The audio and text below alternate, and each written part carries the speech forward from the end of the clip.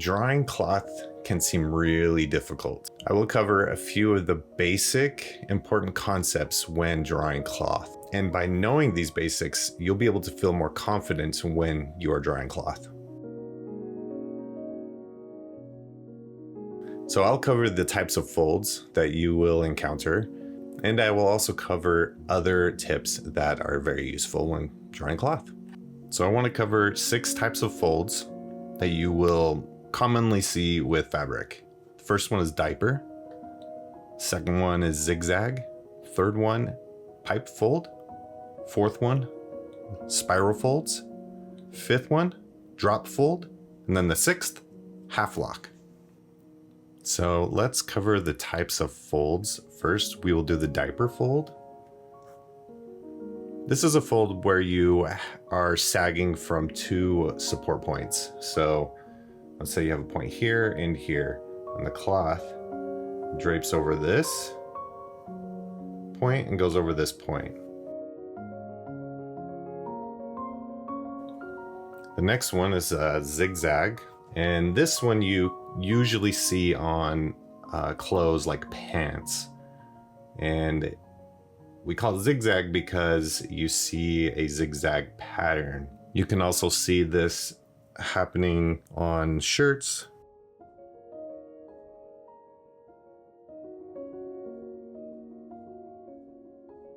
The next one is a pipe fold. Pipe folds are found on like dresses or curtains, and has like a semi-tubular shape and usually free hanging at the opposite end, so it's tight on the top and loose on the bottom.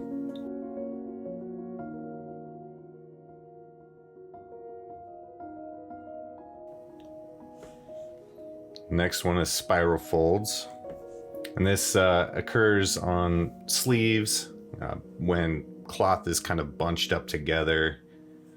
And it's usually found on a tubular object such as arms and legs.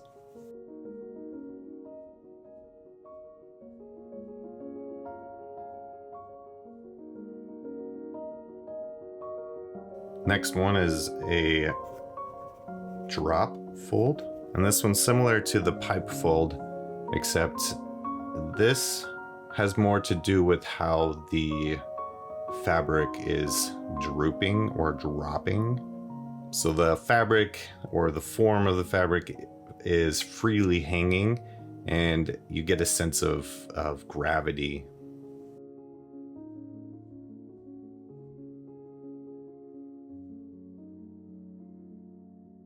All right, so the next one is the half lock. This occurs when the fabric is bent. So usually you see this around the knees or wherever there's usually cylindrical fabric that is bending, wherever there's a joint.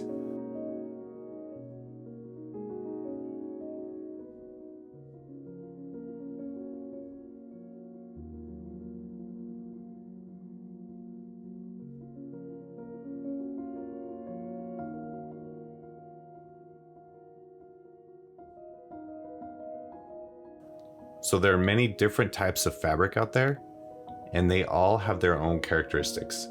There's cotton, silk, denim, and all sorts of other types. Some of these are thick, some of these are very thin.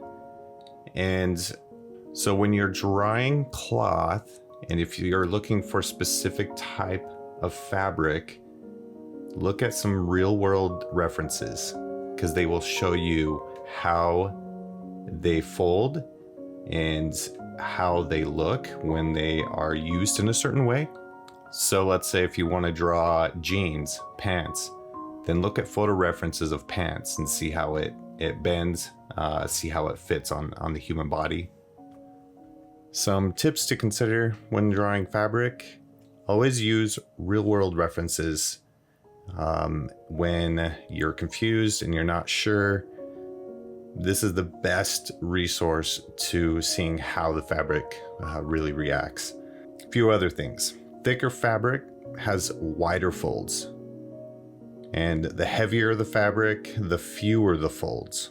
And the folds will always point to the tension point. And avoid tangents, which is a 3-point system.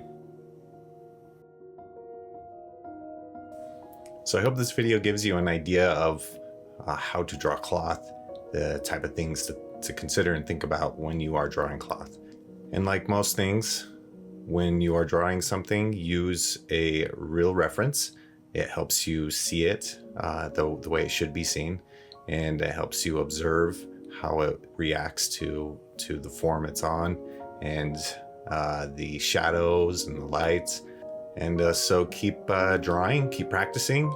Every day you do it, the better you get. And if you are still unfamiliar with how to shade and how to understand the basic shapes and find the shapes of things, check out these videos, and it'll be able to give you a little more insight on how to do that.